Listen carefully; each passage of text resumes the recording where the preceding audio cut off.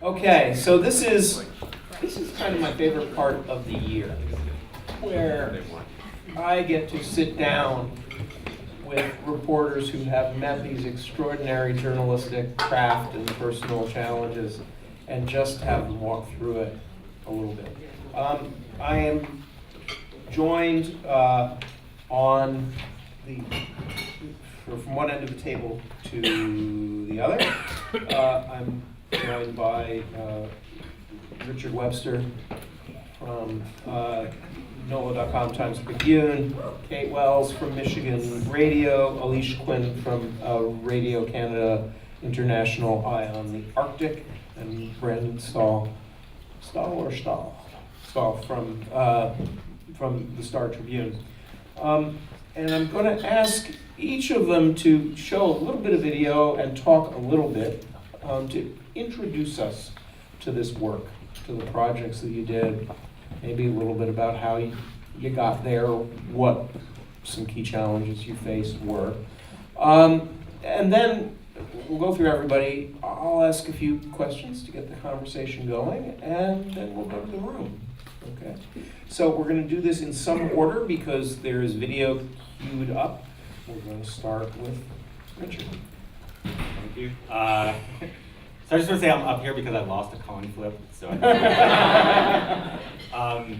anyway, so this project started, basically Jonathan and I got a grant from the USC Annenberg Center of Health Journalism to look at how trauma impacts the health and well-being of children growing up in Central City.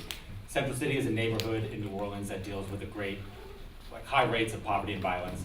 Just to give you a small little taste, there was a survey taken of children in Central City. 1 out of 5 had actually witnessed someone being murdered. 4 out of 10 had seen someone beaten, stabbed, or shot, and more than half know someone personally who has been killed. So there are 3 basic challenges that Jonathan and I, starting off with, and then Emma and Brett and Haley faced in doing this project. First one was gaining the trust of the community, the second was gaining the trust of the team, and the third was connecting with readers who might not care about Black kids in poverty and violence. So when trying to earn the trust of the community, the challenge that we face, and that's something that the journalism industry as a whole faces, is that we were a team of white reporters going into a majority Black community. We were asking them to trust us, to confide in us, to invite us into their homes, and basically tell in great detail some of the worst moments of their lives. There was no real easy way for us to go about overcoming this. What Jonathan and I decided to do was first embedding ourselves in the community. We used a portion of our grant money to rent space, office space in Central City. We basically worked out of that space every single day for 4 months. The next thing that we did was we did interviews with community members. These were pastors, civic leaders, and residents, nonprofits, and these were off-the-record interviews. They were basically what we call listening sessions. These accomplished for us introducing ourselves to the community, basically letting them know our sincerity, and also highlighting that what we wanted to do was allow the community to shape the reporting. We were not coming in there with preconceived notions. Another thing that we did was we asked them what mistakes previous reporters had made when writing stories about Central City. And what they told us was that we should not focus on one child. We should not put the entire weight of trauma on a single boy and girl. And that shaped the entire project from that point forward. Also through these listening sessions, we were introduced to the A.L. Davis Park Panthers. And to real quickly paint a picture of this team, so A.L. Davis Park is where they practice. This is a park in the middle of Central City, and it is not a nice park, it is not a mediocre park, it is a park known for drugs, gangs, and shootings. There are still big brown patches in the middle of this park from 14 years ago when they put FEMA trailers after Katrina. The team is not a well-oiled machine with a roster full of talent. It is like a ragtag bunch of players, 9 and 10-year-olds who most had never played football before. They were practicing in jerseys borrowed from other teams because they were too poor to afford their own. So basically the question is, why did we decide to focus on this team? And that leads us to one of the challenges was, basically great stories are the ones that the ones that have the most impact are the ones that create an emotional connection with the readers. And this team allowed us to do that. And as I said before, it allowed us to connect with people who might not care about Black children going through poverty and violence. But when they saw the amazing photos that Brett Duke took, you see these little adorable 9 and 10-year-old boys in these big helmets and these oversized pads, and this brilliant video that Emma Scott took of these kids goofing around and laughing and just running around being children on a football field. The readers would be able to see their own children. They would be able to see themselves as children. And so football created that universal connection that was so important to get over that obstacle. And so basically, and it allowed us to frame what is also a difficult and many times tragic topic in a positive light. And that's something that Jonathan and I made a point to sort of do at the outset of this. So we were able to talk about this and show a dedicated group of parents who came together, formed a football team to make their children's lives happier, healthier, and safer. And so basically, just to wrap up, the main thing, none of this would have been possible if we did not earn the trust of this team. They were completely wary at first, and we had to overcome that. Typically as journalists, I think that we want to report every single story and tell it as long as possible. And oftentimes our editors tell us, this is the wrong way to go, and oftentimes they're right. But with this team, there was an embarrassment of riches. I mean, sometimes, looking back, it is amazing how lucky we were to be able to find this one football team that had all these amazing stories. And it was impossible not to tell them. So just real quickly, oh, did I do this wrong? Yeah. Not even click. Come on. Oh no, that's a trailer. Hold on. There we go. Okay. So basically, so there was this football team and we had to tell these stories. A story such as DJ Jubilee, Jerome Temple. He is one of the founders of bounce music in New Orleans. I don't know if you know it. But he was also the coach of the team for 14 years. During those 14 years, he lost 28 players who were shot to death. That is a list that he keeps with all of their names written down, carries it everywhere he goes. Also the story of Sean Scott. He's the current coach. He lost a brother, a best friend, and a cousin to gun violence, and yet despite his own trauma, he and his wife decided to put this team together to try and save the next generation of kids.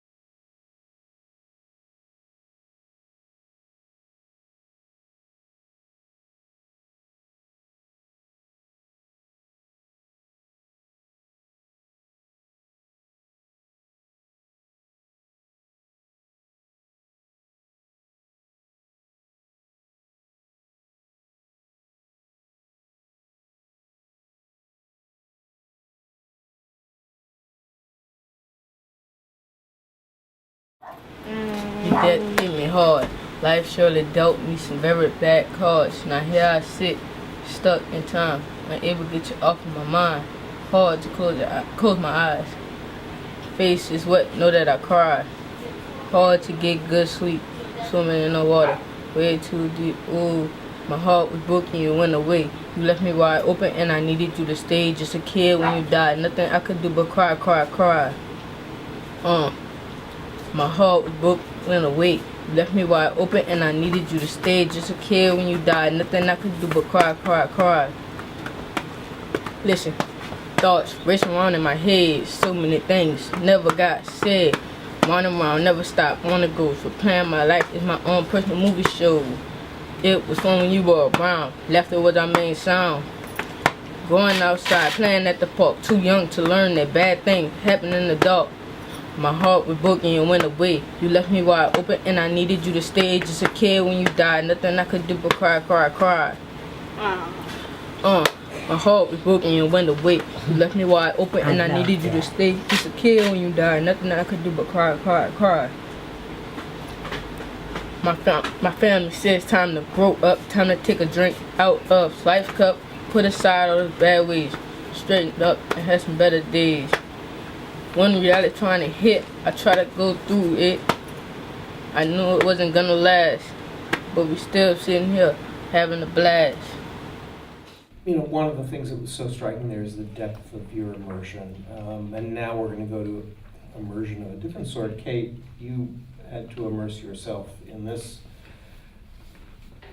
particularly challenging story. Talk a little bit about Vanessa's story and just get us somewhere. Get us 5 minutes worth of foundation on this. Fill these 5 minutes that have been allotted to me. So, Believed started actually several years ago. I had the luxury of being able, oh, it's right in front of me. Let's see if I can do this. Oh, I was able to do it. So, Believed actually started several years ago. Probably when you have to protect your ass. All right. Here's when you probably met Larry Nassar. That is a typo, and it was before 2018. It was 2017 of last year. When you probably met Larry Nassar, it was probably in something like this, right? This is him in the sentencings. This is when all of the news coverage is really national. Like, I remember sitting there in court and suddenly for the first time, like, the New York Times shows up next to me, and I'm like, oh, we're getting attention now. This had been going on for 2 years, this case, starting with one woman coming forward and getting essentially just like absolute hatred from the community in many ways. We really loved this guy. And you also saw all of these incredible women, more than 150, come up and speak at these sentencings and really face this guy. And all of it seemed like the power dynamic was totally with them, and that this dude right here, like, you would never fall for that dude, right? Like, none of us would. And I remember watching this news coverage and feeling like I did with the Jerry Sandusky case, where you're just horrified that anybody allowed this to go on for so often. And so we finished the national news coverage, and a lot of the news coverage, even like the news coverage that I did for NPR, was basically, you know, the host asking me, like, it sounds like it's really bad. Is it really bad? And me being like, it's really bad. But it didn't make it human to you, right? Like, that's so distant. You're never going to be the parent. You're never going to be the kid. You're never going to be the person who falls for the boogeyman. But that's how these things keep happening. So we finished the national media kind of moved on, and I had this feeling of enormous guilt that, like, we had all screwed this up to a certain extent, because it was just gonna happen again.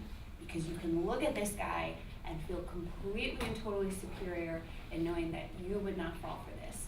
So I sat there through all of this trial in courtroom, and so did so many other reporters, thinking, knowing from the details that we knew, I would have fallen for this guy. And I never, other than like in small moments with like my husband, found a way to be able to say that in coverage.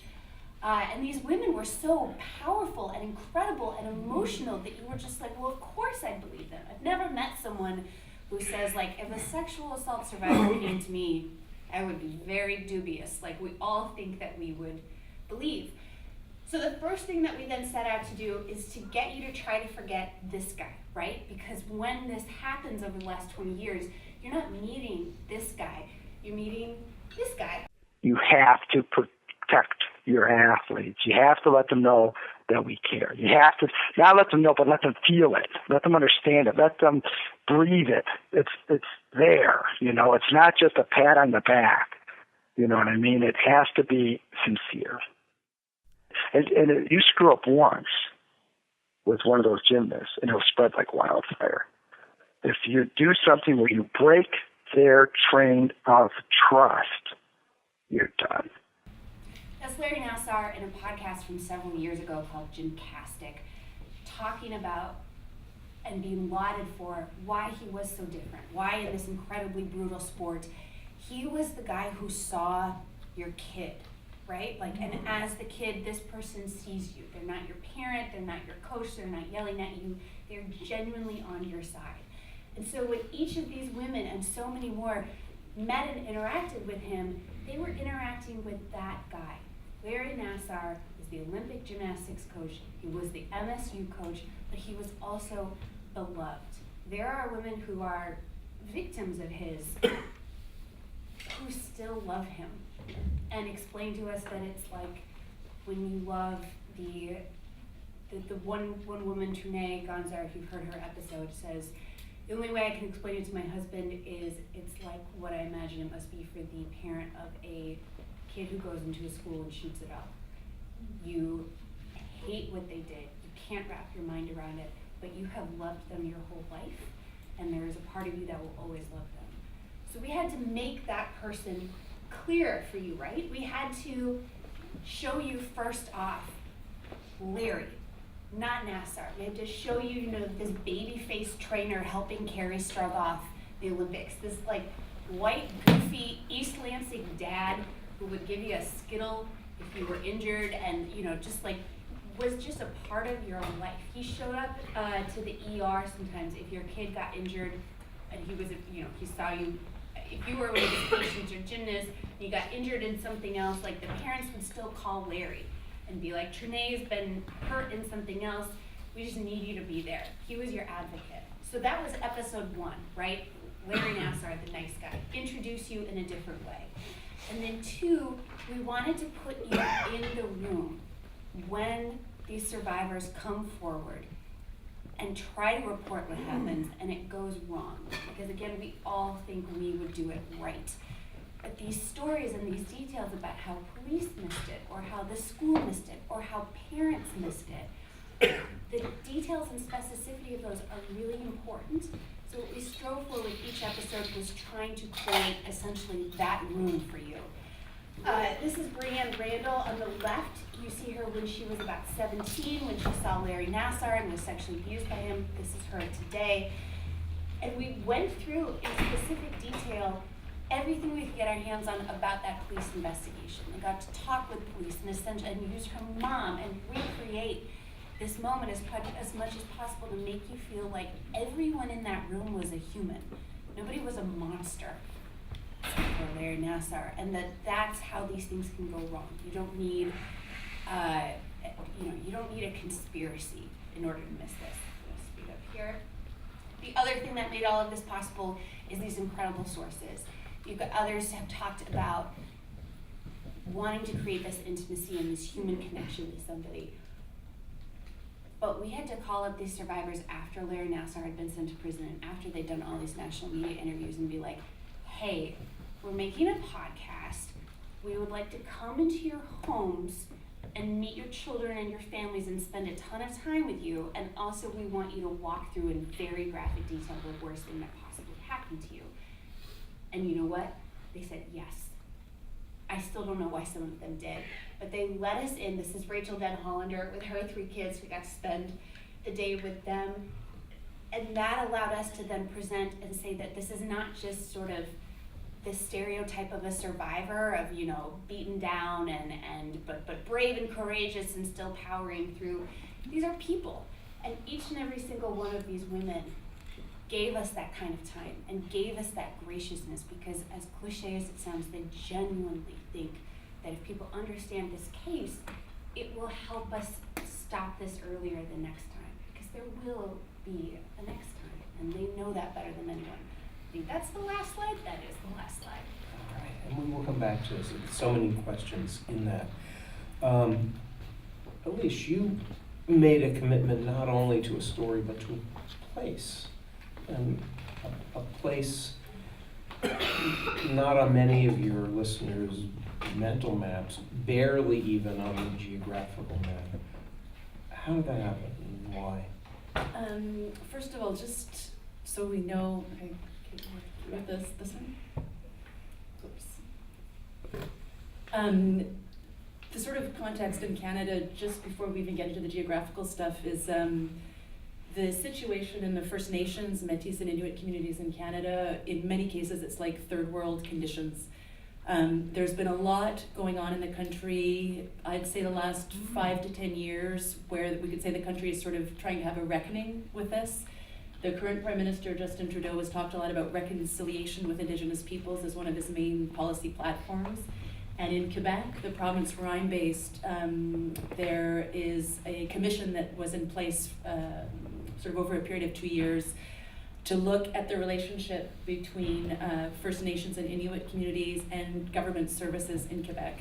There was an investigative report from Enquête, which is an investigative reporting show, and they found in certain Indigenous communities, police had been allegedly taking sexual advantage of some of the First Nations women in those communities. So there was a huge spasm of discussion in Quebec about this. So that's sort of the background. But in my reporting in the Arctic, I report all over the Arctic. In the different Inuit communities, what I've been hearing and seeing from people is that despite all of these headlines in the South, all of the attention through these commissions and political discussions, that in the communities things are not changing, and in some ways are getting worse. So in Nunavik, this is the Inuit land claim region of Quebec. And this is a map of the 14 Inuit communities in Nunavik. They're all fly-in communities, and there's no roads. And Kangik-Sujuak, that's with the red circle on top, that's where last year, March 19th, 2018, a young man was murdered. This is Wakem Bay. That's, you can see the community on the left. This is a community of around 700 people. That's what the community looks like on the ground. And then this is the Adams family. So Robert Adams was stabbed to death. He's the young man, third from the left, with the giant smile. And as I said, like over these last 2 years, I've been trying to find a way to bring these stories about how people in the communities are not seeing what the headlines in Southern Canada are saying. Doesn't reflect what their experiences is. The problem is, even though I have people that contact me when I'm on reporting trips in the North, people contact me by Facebook to denounce what they're seeing in their communities, the huge problem with these stories is that in these tiny isolated communities, the social cost of speaking out is enormous. I have no problem for these kinds of delicate stories about granting people anonymity, but the problem, these communities are so tiny, even if you give people anonymity, people know who they are just by the circumstances. So this has been a frustration of mine for the past 2 years. But then this man, the father, Bernie Adams, it was in April 2018, so just a few weeks after Robert had been stabbed to death, and I got an email. It was 2 pages, almost all caps, and I did not know this family before, saying my son was murdered. There was a tiny brief about the arrest of the accused in the local media outlet, and he was going through the not being able to have mental health services, the conditions of his son's body when it came back from the coroner, the justice system, and it was a huge email, all caps. So I contacted him immediately, and he said, look, I want to talk, I want to go on the record, and I want to talk about all of this. We had long discussions over a period of weeks. The cost of reporting in the Arctic is colossal and enormous. So when I spoke to my editor-in-chief, Solomon Mullally, who he's not here tonight, I had booked an hour with him to try to get him to take on the story. I spoke to him for 5 minutes and he said, I don't need to hear anymore. We're gonna find a way to do this. Yeah, and if anyone has been in Montreal, the Radio-Canada, it's the French language public broadcaster. It's a huge tower, 30 or more floors. And Solomon went up in the tower to speak to the bosses and the managers. And somehow he came down and said we had to go for the project. But all during this period, it was many, many weeks. And I spoke to Bernie Adams about, and his other family members, about what this would mean for all of them, why they wanted to do it, managing expectations. I don't know if we'll have a discussion later about that. But the thing that he kept saying to me is that all of the other issues that have stopped people from talking to me before, he said that his son was murdered and that there was nothing anyone could do or say that would hurt more than that. And he just wanted the truth to be out there. So that's how the story came to be. Well, thank you. Brandon, you and your colleagues in some ways had a sort of opposite reporting problem. You're taking on a subject that many people think they know. They think we know what the shortcomings of the system have been around sexual assault, and we live in the Me Too era, and there's a lot of stuff out there.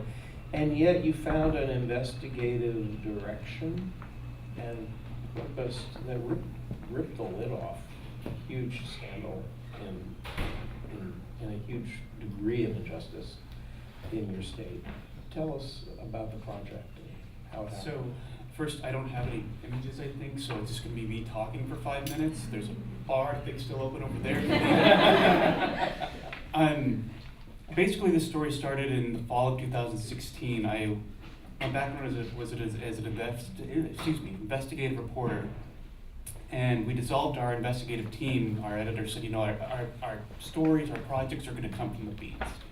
And I was placed on a court beat, and one of my first stories just happened to be about, I was at a sentencing for a rapist, and the survivor gave just an incredibly moving impact statement, just telling her story. It was just this moment of courage. You don't see courage often in real time, and I just wrote it up as a story, 30-inch story. That prompted a phone call from a woman by the name of Abby Connell.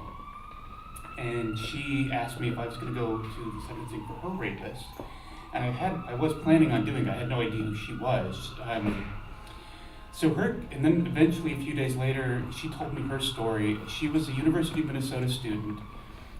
She was at a tailgate party having a few drinks, meets this guy that she barely knows by the name of Daniel Drillmelon. He was a kind of a well-to-do student. He was an intern for a senator, an intern for a governor, came from a wealthy family.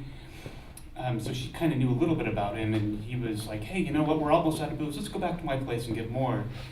And he violently raped her. I believe it was about a course of an hour. She immediately reports, and the story she begins to tell me is that from the moment the police got there, she started to feel blamed. She was told by the paramedics, or the ambulance, you might not want to tell your parents about this because this is really embarrassing. She goes to the emergency room and gets an exam, and the investigator walks in and says, just so you know, this isn't going to go anywhere. This is just he said, she said, and he said that you wanted this. So the case goes nowhere. She was arrested initially, but he's released. She is in incredible panic. Eventually, she's able to find another investigator from another department to investigate the case. He finds more victims. This guy turns out to be a serial rapist. He is convicted. So this is, an incredible story all on its own. In reporting this story, what I learned from advocates and even police was that what happened to Abby was not at all unusual in the way that she was treated. This is very commonplace for sexual assault victims. What was unusual was that she got a conviction. I was told that that's incredibly rare, that people could believe it in this case. So we wanted to find out, those that raised some pretty big questions. Is that true? Is there any data? We first looked to see, was there data? Anything that showed us, okay, from start to finish, what is the conviction rate for these cases? And we know that most sexual assaults are not reported. And we learned quickly, no, that data does not exist. Nobody's tracking that anywhere in this country. So we had to do it. We reviewed a little over 2,000 case files by the time we were done with the project. We requested them from over 20 agencies around the state. And we started putting them into a database. We were looking for very basic things. Was the case assigned an investigator? Was the suspect interviewed? Was the victim interviewed? Very basic minor, we had this idea, well, we're gonna look at, was there a trauma-informed interview or something like that? And we realized they're not even doing that. They're not even doing the basics. We found that, I think, 1 out of every 5 cases was never assigned an investigator, and I'm trying to learn the numbers off my head. 3 out of 4 cases were never sent to prosecutors. Prosecutors never saw them, never saw the light of day. When prosecutors did see the cases, even if there was a thorough investigation, they often weren't charging them, even when there was cases where evidence, DNA evidence was found. The suspect confessed. They weren't charging these cases. So ultimately, less than 1 out of every 10 cases resulted in a conviction. So that was the data side of it. Those are numbers. What we needed were people. We needed stories to tell that went along with this. And at first it was, how are we ever going to do something like this? Because we knew the key to this was going to be we couldn't do anonymous stories. We just couldn't do this. Abby Honnold, when she initially told us her story, she was willing to go on record. She was photographed. And we were kind of in the midst of the Me Too movement. And I think, we were also talking to survivors about, what we were trying to do, that when we approached them or they approached us, that they were not alone, that the way that they were treated, that the way that their case was handled, this is systemic, this is happening across the state, and we want to show that. Would you be a part of that? If they didn't want to be a part of it, if they didn't want to talk to us, if they didn't want to be photographed, that was fine. We let them know that you are in control as much as we possibly can. We tried to be as accountable and transparent as much as we could. It was kind of nice. We basically did the opposite of what the police and prosecutors did when we spoke with them. Whatever the cops did, you just do the opposite. Right. No, so you see these some of the cases we had these interview transcripts, and they were asking very direct, like, why did you do this? What did you do then? Why? Tell me. It was boom, boom, boom, boom, boom. And as we found, that's the exact opposite way of what you should be doing when you interview an assault victim. It needs to have trauma in mind. You need to understand that when they have gone through this trauma, they are not thinking or remembering in a way that we expect them to. They're remembering things out of order. They're not remembering certain details that how could you not remember that detail? Because they're not focused on it. And so we were very much asking open-ended questions. We stayed away from the whys and the whens and, give us these details. There's a time and a place for that at the end, but really we wanted them to feel like they were telling and sharing their stories with us.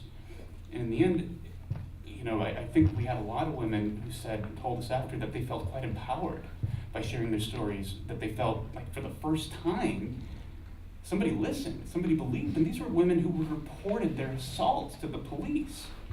So that was really quite powerful. The series itself, resulted in a great deal of reform across the state. There are currently several bills going through the legislature that, and I think one that is now going to pass, would basically create a working group to rewrite our sexual assault laws in Minnesota. That just blows my mind, because there's so many cases and so many times where it's just too difficult to bring charges or to bring cases. Our police licensing board, every state has a police licensing board, and this board says, okay, when a cop shoots somebody else, here's the steps that you need to do to investigate the case. There's 17 quote unquote model policies. There was not one for sexual assault until we came along. They drafted and passed one because of us. So every agency in this state, 400 plus agencies in this state, now need to follow the protocol set by this board when they're going to investigate a sexual assault. That's just two of the many, many changes we've been told about. So I think my time is up. With all of these, we could go on and on. I'm going to ask questions relating to sources and methods, and then we'll go to the room, because I know that there's a lot of you probably are carrying around some interesting questions about all this. One of the big challenges I know that I've experienced in reporting, that our students here at the school bring up again and again, and that all reporters encounter, when you're dealing with the deeply vulnerable people that all 4 of you worked with, is this question of, it's partly, Eilís, what you said about managing expectations. It's about managing your own boundaries with sources who may, on the one hand, be resisting participating, or may throw themselves at you a little too much, or who may run hot and cold on their participation, who may be willing to disclose some things but not others, who may think of you as a friend when you're there as a reporter. What kind of challenges what were a few of the challenges that you faced in managing sources beyond the need to be transparent and clear, which all of you have emphasized? What were some times when it got tough, examples of how it got tough, and strategies that have worked for you on these projects in not only getting trust in the first place, but maintaining it, maintaining boundaries, kind of doing the job, part of the job. It's often a very tough part. Oh, jeez, God. Yeah, thank you, guys. So, I don't know, with our project, I think it was unique because, well, I don't think it's unique because you spent 2.5 years doing your, it was just our presence and our dedication and, you know, just letting them know why we were there. I mean, they were completely aware. So the wife of the team, and this is a story that Jonathan wrote, she was cousin of Telly Hankton, who was the drug kingpin in New Orleans. He's serving several life terms. He was the #1 most wanted person in the city. And so she has a very unique relationship with the media. Her family, you know, in her eyes, unjustly demonized, you know, you can argue that, but so she saw the press coming in, and immediately she thought, okay, this is going to be 2 more guys coming in here just to rip our family apart. But just us being there, and sometimes we would just sit at the practice, and we're not interviewing people, we're just hanging out, letting them know that, you know, we're not there to interfere, we just want to have conversations. And I don't know if this is answering the question, but I mean, it was just being determined and persistent and making them comfortable with us. Just showing up, really showing up. Yeah, I mean, we had a list of all the parents on the team, and we went down them, and we called them, and we met. I mean, we got a lot of no's. There was probably 20-odd kids on the team, and we interviewed maybe 10 of the families. Some of them just wanted to have nothing to do with us. Were there ever times when people came to you for stuff that you couldn't do? Or What do you mean? well, sometimes either.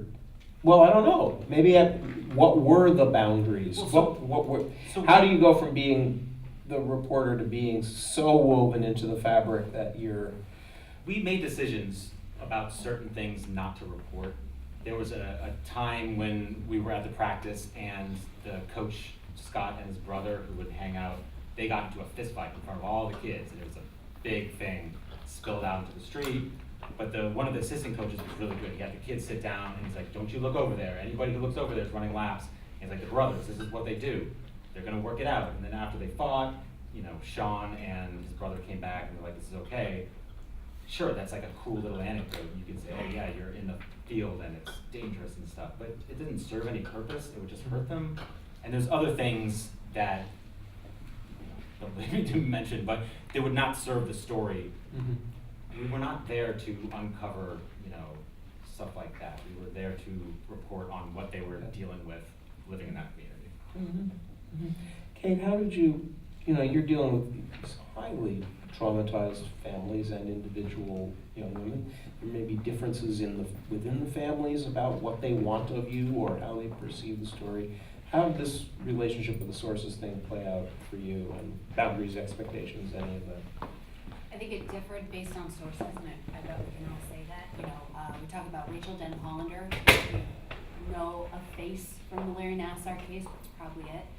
This woman had spent 2.5 years at that point telling her story and trying to get somebody to care about it, and then cross-examined.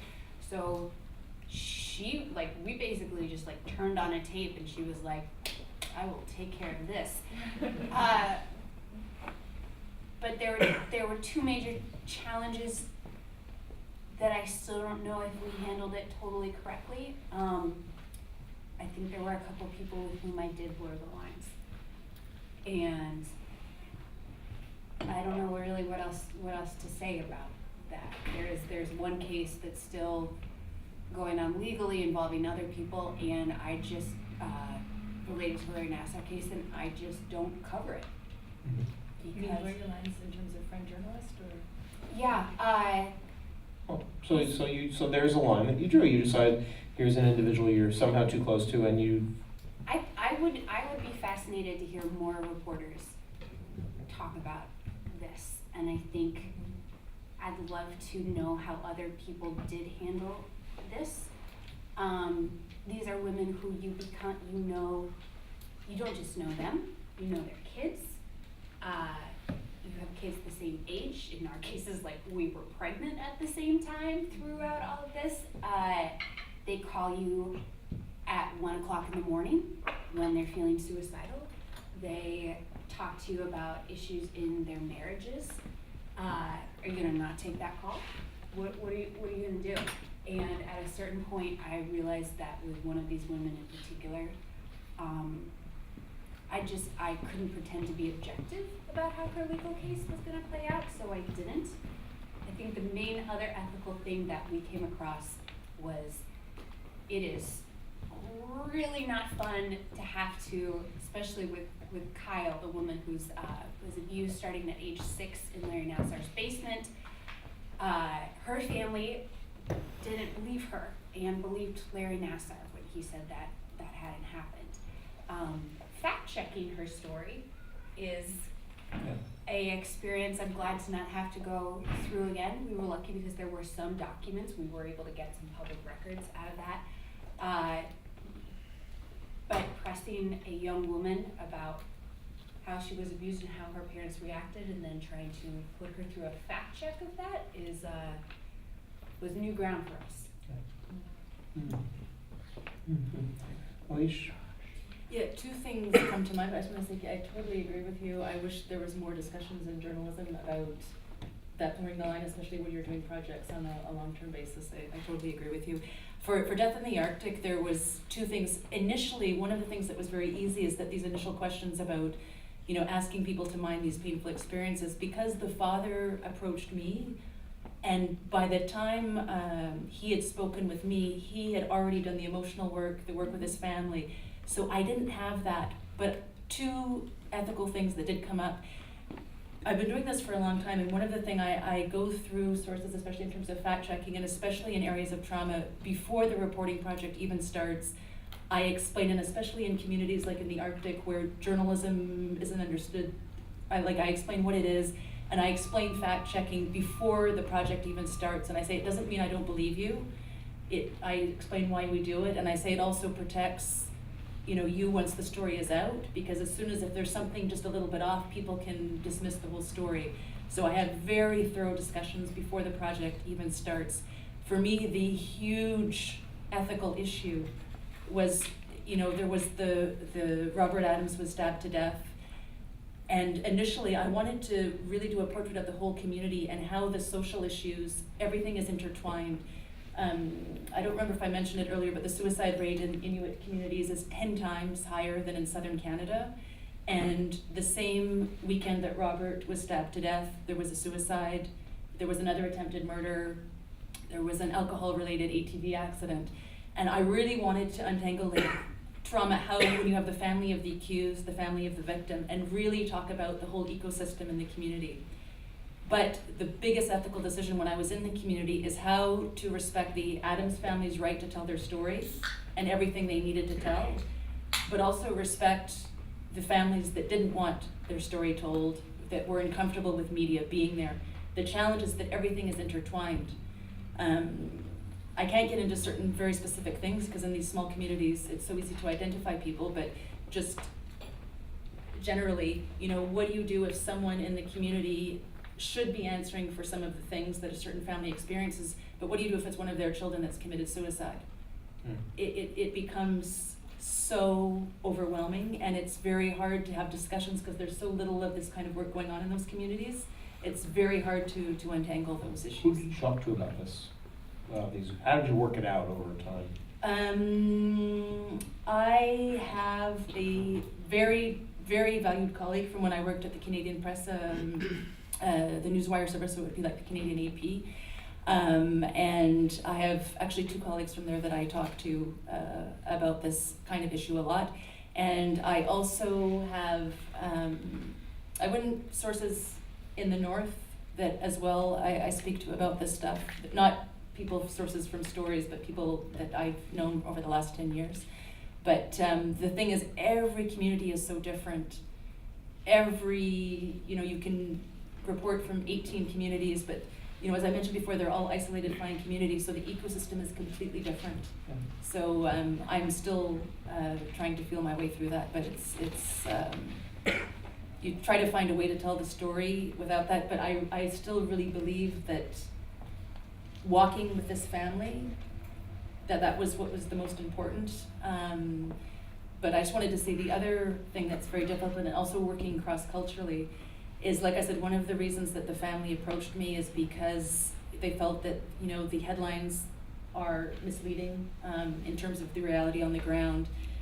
And when it came to when the text was lawyered, and there was stuff that I had to take out, and even though Mr. Adams said that he was never mad at me, I know he was mad at me, because he said, I trusted you with this, and you're exactly like the coroner who's sending my son's body back in the condition that it was, the justice system that cancels, and that whole thing, the mental health services that they say they're going to get and that never come. So that was also very difficult for me to see that I was causing them the same pain that they had come to me to try to illustrate. So that was difficult on a personal level. Okay, thanks. Brandon, what about you? Can you repeat the question? Well, no. I mean, you just to ground it again, we really are thinking about the very difficult question of managing the relationships with deeply traumatized sources, and in this case, person after person after person who's been victimized and re-injured. And on the one hand, you at least had that sort of methodology of whatever the cop said, I'll do the opposite. But expectations, boundaries, verification, all of that is a messy stew. How did you handle it? Well, to go back to dealing with the opposite of what the police or prosecutors would do, one of the complaints that they had was that they just were never contacted by police. They were never contacted by prosecutors, and we made sure that we did that we were constantly communicating with them, answering questions whenever they had them. I would end every phone call that I had with, what questions do you have for me at this point? To make sure that they felt like anything they had, any concerns, anything like that, we were answering for them. And then we would be asked the question of, hey, can we read the story before it goes to print? And no, but we can read the quotes in the context of quotes, so you won't be surprised about what's in there. We are going to call the suspect. We are going to call the witnesses. We're going to call the police. You need to know that that's coming. If you're not willing, if you don't want that, tell us now, and we won't do that, but we won't write about your case. So we just constantly upfront with them and trying to be as transparent as we possibly could with our survivors. I think, there were a couple of cases where I was asked, maybe get involved in a case that wouldn't have been ethical. But it was easily handled because we were just so upfront with them. I think our video journalist, Renee, she actually spent a lot more time with them because of the work that she was doing, and did have a couple of situations where survivors were, hey, can you take me to this event or something to that effect. But I think, again, we were just very upfront with them saying, look, this is our role as journalists, and we can't do that, still be ethical and still have a series of stories that we can point to and say we did this in an ethical way. And they totally understood that. I'll come back with a couple more, but let's go to the room now and line up at the mic. I would just remind you, any of you, that this is being videotaped, so don't say anything you wouldn't want either your grandmother or your grandchild to see, because it'll be there forever.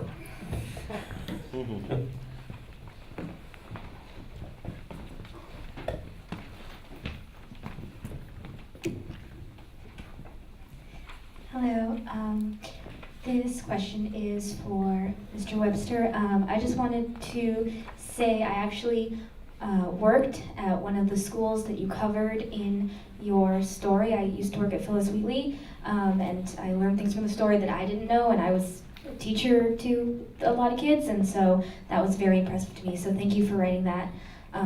And my question for you is, how did you get into contact with the school and persuade them to let you do a feature about one of their teachers? And was the school happy to work with you, or were they a little bit hesitant? You had to persuade them a little bit. Seems like a planted question because this is a whole story. So. It's actually a better answer than my previous answer. So it was a whole, and I'll make this really quick. It was a whole ordeal with Brennan. So Jubilee first told us about Brennan, said you gotta write a story about this guy, he's amazing. So we interviewed Brennan, great interview. We walked out, which is this was one of the best, most shocking interviews. His story is just unbelievable. So we're right before we left the interview, we said, well, what does the school think about this, man? You 5 years in federal prison, and here you are. And he's like, they don't really know. So then it's what do we do? So I went back to Brennan and I said, well, first we went to the editors and we had a discussion, and the idea was, listen, you cannot go forward with this story if the school doesn't know, because he will get fired. Or, if the school doesn't fire him, parents could rise up and they could be like, get this guy out of here, he was a drug dealer. So I go back to Brennan and I said, what do you mean? And I could not go to him and say, you need to tell the school, because if you got fired, then that's a whole other ordeal. So basically told Brennan, listen, we really want to do this story. To do the story, the school has to know. We can't tell you what to do. So he's like, okay, I'll think about it. Calls and he says, hey, listen, I told the school, good to go. Contact, him again, and doing a second interview. And I'm like, Brennan, what did you tell the school? And he's like, I got in a little bit of trouble. Anyway, long story short, he did not tell, he told the school a little bit. So finally we are maybe, weeks close to publication, and we really wanted this story because it was such a hopeful, amazing story. So sat down with the principal, and the idea was, just to say, hey, listen, the story's coming out. These are all the things that we're going to lay out in the story. And, by the way, we're going to talk about him being in prison, and he was a drug dealer. And the school was amazing. They were just like, we don't care. This guy is amazing. The school population of the kids that they deal with are Brennan when he was young. And they're like, who cares? He is amazing. The kids love him to death. And so that was a whole thing where we had to think about, the last thing we wanted to do in all the stories was hurt the people that we were reporting on. He turned his life around. 5 years in prison. There was one point he had 5 brothers. Every single one was either dead or in prison. And so, God, if the story came out and we talked about this, and it was what would we do? Then why did we do the series? To get this guy kicked out? Anyway, I don't know where you are. Okay. Yeah. Yes, but thank you. Did you know Brennan? No, I was not aware that he worked at the school either. Thank you for the question. So that was also a surprise for me. Yeah. Hi, I'm a student at school, and first of all, just want to say thanks very much for coming and telling us about how these stories came to be. My question picks up a little bit from what you said, Kate, but I'm interested in hearing what everyone has to say. I feel like we spend a lot of time talking about how to gain communities' trust and begin relationships, but I wonder how you end relationships, because you're not going to stay with that school or that team or up in that community in the Arctic for the rest of your reporting career. So how do you end those relationships or terminate that? Great question for any and all of you. I think we let them, it depends on your source, and I think you let them guide that. Kyle, in particular, was like, and I'm done. They just had been a huge media story. A lot of them had been in the national spotlight. They don't want to be defined by this for the rest of their lives. They are more than just this story. And so with people like Kyle and even Brianne Randall, they were incredibly generous with their time and with follow-up, but then they were sort of like, I'm moving on. The answer to the others is that I don't know. We text. I don't usually do the reaching out, but when they do, I'm responding. Also, the really nice thing about being a local reporter, as so many of us have gotten experience, is you don't leave. So, a story like this where it's huge in Michigan and also has so many ramifications for one of our biggest institutions, Michigan State, keeps playing out, and I can keep covering it, and they're very much still engaged in it. So it is in some ways a continuing relationship, and that has been really helpful for that reporting that we do then on how does Michigan State move forward? Will some of these systemic issues get fixed? But I don't know. How do you guys end relationships? Eilís, you really, you don't live there. Yeah. So No. you really had to say goodbye at some point. The thing that I find is that not all people or sources want to continue the relationship with the journalist afterwards. I find a lot of times the decision makes itself. So kind of like what you said, I go with what the people are comfortable with at that time. With this story, I am working on a follow-up, so it's ongoing, but it's always with the source, for me, at least personally, that decides that. Either of the bookends here have anything to say about this? You guys? Kind of piggybacking on that, and that it just sometimes ends itself, but also, every survivor that we spoke with, we told them, look, if you want to talk to us, contact us anytime. If you've got an update on your case, and we actually did get a lot of updates on their cases because some of them were reopened. So it's kind of a mix of both, I think. Mm-hmm. Yeah, I mean, I think it's the same thing. I know that, like, Jonathan keeps in touch with Sean and Domashika, and Brennan I'll keep in touch with, and sometimes it's just sending a text just because you care about these people. But yeah, sometimes then it just sort of, and it's the hard thing about journalism, and sometimes you dive bomb into people's lives, and it's all you can think about, and then you move on, and then you move on to the next story of the next person or family, and that's all you can think about. And some people you just naturally keep in touch with, like friends or something, and it just sort of peters out. But Yeah. Hi, my name is Amy. I'm a journalist. This is a terrific event. I'm really happy to know about the center and your work. Normally I'm not in the country and I happen to be here, so thanks for sharing your stories. I have a lot of questions, but I'll just ask one. So I was kind of amazed, Brandon, that you said that there weren't policies in place to deal with sexual violence. So I've written about aftermath of rape in India, and so I've gotten lots of questions from editors saying, well, why doesn't this exist? Like, policies, and now I'll say, well, it didn't exist in Minnesota. So, and so the question for the panel is, after your reporting, did you see any other sort of impact of your reporting to change some of the systemic lapses? So, Brandon, that's a great story that your reporting pushed those policy changes. And for the rest of you, did you find any changes? And then, Brandon, if there's anything more you want to say about how those policies are being enforced now, that would be helpful. Why don't each of the three of you talk briefly about impact, and Brandon, if anything you want to add too, and then we'll keep it moving. So real briefly, the city council passed a resolution creating a task force that is looking at ways to have citywide impact on trauma. They're supposed to release a report in June. City council is going to take it up in August. The city council also passed these resolutions. They're passing a resolution to sort of implore schools to utilize trauma-informed practices. There recently, what was the one? There's a $750,000 possibly infusion of money into, into Tulane. And again, so it's basically resolutions passed to encourage school systems to either look into trauma-informed practices. One is a task force to present proposals citywide, $750,000 real quick. And there was also disappointments because we thought that after the story came out, the field was going to be fixed up, and there was promises from the New Orleans Saints, and all of that fell through. But there, I think it's also important to point out that these stories do not fix everything. Yeah. Two really quick things, nothing quite like, and then laws were passed, and now there are no more serial child sexual abuse or anything like that.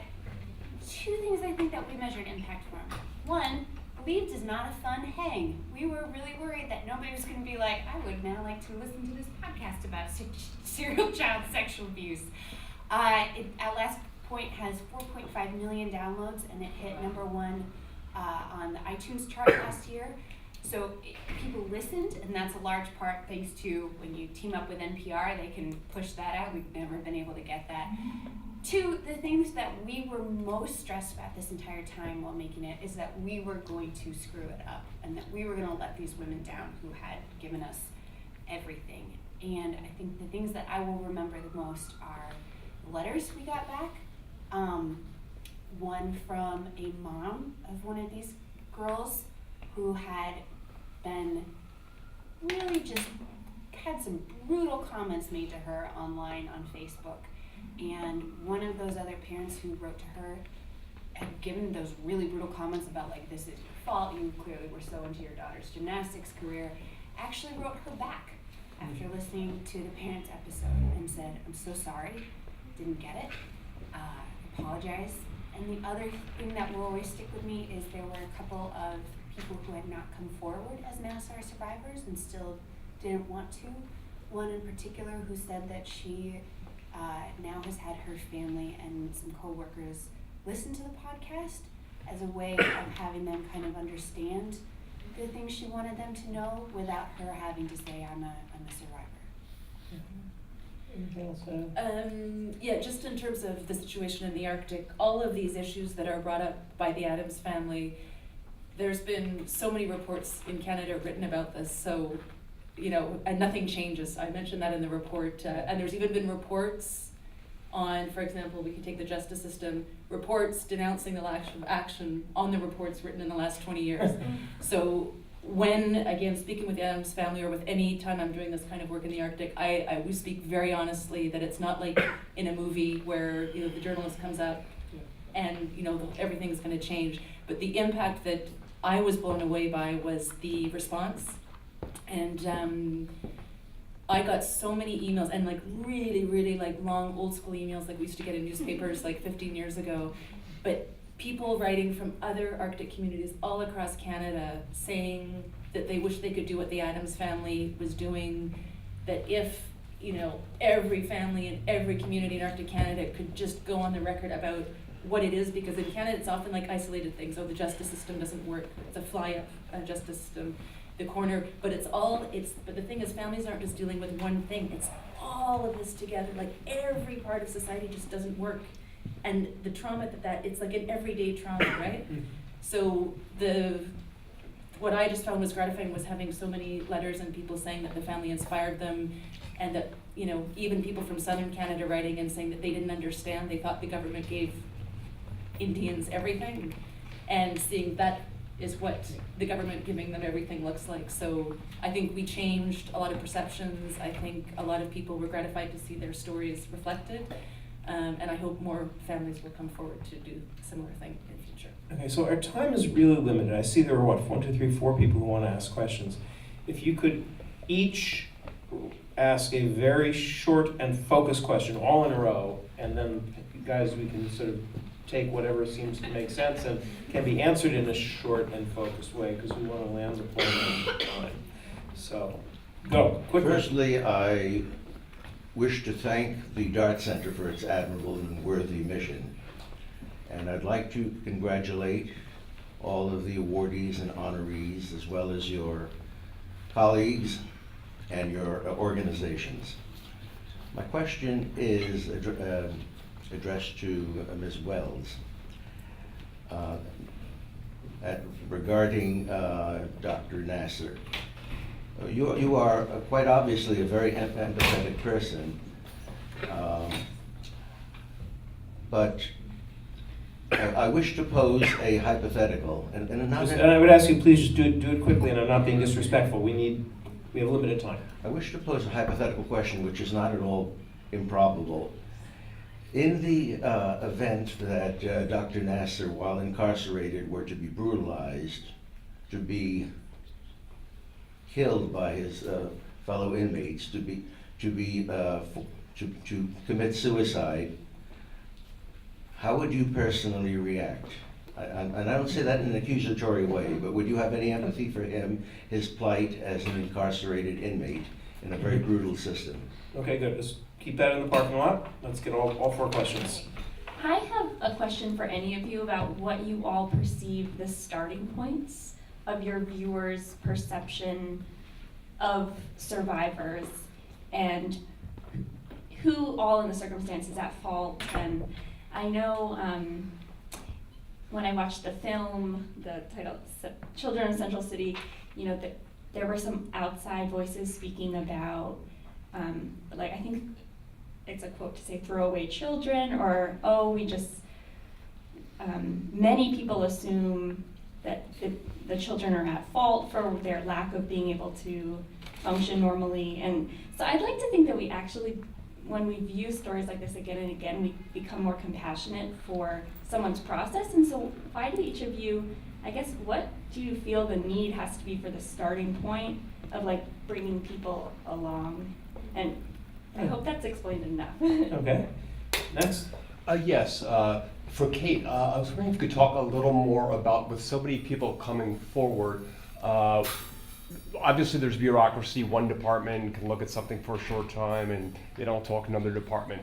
But what we can learn from this bizarreness of so many people speaking up and not being listened to. And quick for Ms. Quinn, it was shocking in a way when you said that you have to fly into this particular area. What you could talk to us about traditional and modern times and with this community that's cut off and how that kind of influences everything. Okay. And finally. Hi. My question is about reporting these kinds of traumatic, hard stories as either freelancers or students. When you come with a paper, there's a promise from your editor that you're going to publish the story if it's good enough. When you're a freelancer or a student, you're kind of balancing some uncertainty whether it's going to be published, and yet you have to gain trust and get a story and get something from them, really. You're getting something that's hard for them, and there's no guarantee necessarily of publication. So I was wondering if you had any advice for either freelancers or students who are trying to do these kinds of stories. Okay, great. Let's start with that question about Mr. Nasser, but actually broaden it a little bit. Perpetrators, you know, how do you think about, all of you are dealing with very difficult stories of perpetrators. Very quick sketch on how you think about that. For me, we purposely didn't make this podcast about Larry Nassar. We purposely didn't make it about, you know, trying to look into the heart of evil and understand it and attack it and why did he become this way. I think some of the people in this story have those questions and have their own theories about it. That wasn't what this was about. This was about how is it possible for these women not to be believed. Would I have empathy for Larry Nassar if he were brutalized in prison? It's a question I've never been asked. I would hope so, as any human would for another, and more importantly than what I think or feel, I think part of what we hope to accomplish with this was that the people who he victimized really do see him as a human, and that was part of why it was such a betrayal.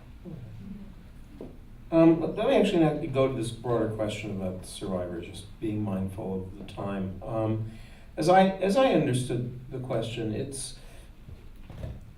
you're all in some ways trying to change or affect public's perception of traumatized individuals and families and communities. Where do you think people are starting? Maybe where do you think you've hopefully left them? What deep mission question? Well, I mean, I think when we started off, we didn't really know a whole lot about trauma and the impact it had physically, mentally. It's passed on through genetics. So I think, and I don't know if this answers the question, I think the public as a whole maybe doesn't really understand that, and mental illness in this form of sort of mental health is still widely misunderstood and stigmatized. So I think that's sort of where we were starting off with that. Anyone else want to take a whack at that one? I just wanted to say that in the context of this, all of these these are incredible communities. The social life and the culture still revolves around subsistence hunting. Incredible communities. But the legacy of colonialism, and probably everyone's mind just shut up when I said colonialism, but that still exists. Like everything they're dealing with, suicide rate, lack of employment, lack of education, lack of mental health service, everything. The justice system that flies up from the south, like the colonialism, all that impact is still going on, And just based like on the letters that I talked about earlier, what I was really happy, or what I tried to start with, is saying like, people are still living with all this, like it's not over. Even, you know, talking about reconciliation or whatever, but the people are living this every single day, and it affects every part of life. And I just wanted to mention briefly that in, like, for example, in Nunavik, the first language is Inuktitut, that their dialect of the Inuit language. So even, you know, Quebec is a French province, people there speak a little bit of English, but even that aspect of it, of people having to get services in a language that isn't theirs. So I hope that in the report you see that these colonialism that people think, and people will say, oh, they should just get over it, but that the system, every aspect of society is still influenced by the system, and I hope that people see the impact that that has on individual people. I think we started from a place where these women were not believed to begin with by police, by prosecutors, and so we thought readers weren't going to believe them as well. I almost think about the web commenter who would comment on a crime type story, or somebody's acquitted, and say, oh, well, look, there's somebody else making up a story. So we came from that place knowing that we have to fight against that. Yeah. We have to select cases that we have really good evidence that something wrong happened there. Yeah. I'm going to take a quick shot at this very terrific question about being a student or freelance journalist on these stories, and then I'm going to ask one closing thing for each of you. You know, there are a few people in this room who have been my students, and therefore have heard me say this. The First Amendment doesn't care that you're a student journalist or a freelance journalist. So there's no license that says if you're a student or a freelancer, you don't get to ask the questions, you don't get to do the story. First, believe that you are a journalist yourself when you're doing these stories. That's it, period. You're just a journalist. However, second, if there's one thing we could pick up from our colleagues here, it's the need for transparency. And if you don't know if the story is going to be published, say that. If you're doing it for a class, say that. Be honest and transparent about where the story is. Whatever your status is, if you are transparent and honest, people who want to trust you will. Last question, I'd like maybe each of you to answer quickly. This is sort of a Dart Center question, right? These are all demanding, professionally demanding, personally demanding, dark, difficult stories that went on for a long time. How'd you take care? What were some things you did to take care of yourselves over the course of the story to manage whatever the challenges were along the way?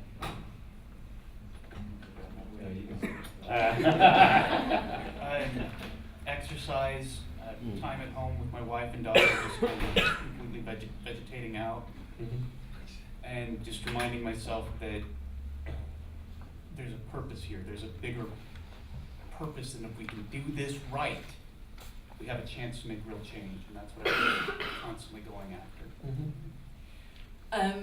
I'm not saying people should say that this would work for them, but I kind of don't feel, I haven't found a way to do it during the story. I just want to be honest. I'd like to be badass and say I figured it out, but I haven't. I try to take as good care of myself all the time so that when these projects come up, I'm starting from a place of strength. I just find with stories like this where there's all kinds of travel and where you have people calling you at 2 a.m. with all kinds of issues, when you have people, I haven't found a way that during the process that I can do what I need to do. But I find if I do it outside of these projects in my life, then when these projects come up, I'm operating from a position of strength. Yeah. There's the crass inside joke answer that my husband and I have, which is it's a good thing that I got knocked up when I did, otherwise I would have developed a drinking problem. Which is not, like, that's just sometimes the honest truth of this, is that sometimes it looks like watching Vanderpump Rules and drinking an entire bottle of white wine and falling asleep at the dinner table. But in reality, that feeling that, this is going to sound so cheesy, but these parents especially, the grace and generosity that they exhibited, and that which they lived their lives after, which you think you've been through, like the thing that would just destroy you.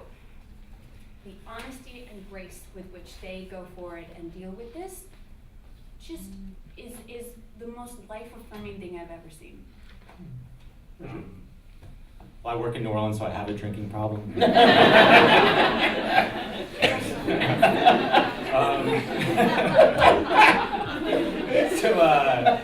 One, talking to my girlfriend Amy helps. The team, like, I love these guys more than anything. They're unbelievable.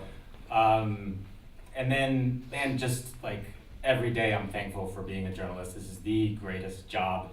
Even when you're doing hard, awful stories that you carry home and you think about, man, this is the greatest job. So even when it gets really hard, I'm just like, man, I would rather be doing nothing else in the universe. So that really helps. And then, yes, beer. Okay, please join me in thanking Richard and Kate and Eilís and all of their colleagues for the great work. Thank you. The bar is open for about 1 minute more.